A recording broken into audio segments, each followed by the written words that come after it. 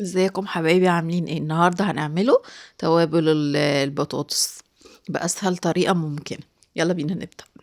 عندنا الأول كمون، يعني أنا عاملة معيار كوباية كمون، وأحط عليها كوبايتين كزبرة، واحنا طبعا عارفين طريقة الكزبرة وطريقة الكمون في الفيديوهات اللي قبل كده.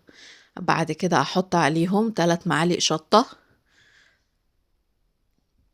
حابة هتبقى حراقة اكتر حطي اكتر من كده، انا بحط 3 بس، نسبة متناسبة كده بسيطة قدامي. واحط ملح، احط 4 معالق ملح كبار هرميين، واقلب كويس جدا.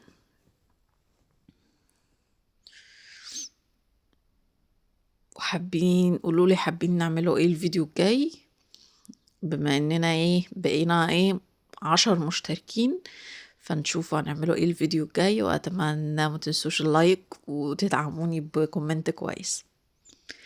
هنا بقى بقت جاهزة خلاص، بعد التقليب كويس جدا بقت جاهزة. نعمل شوية بطاطس محمرة نحط عليها حبة توابل. يلا السلام عليكم، اشوفكم في فيديو جاي ان شاء الله.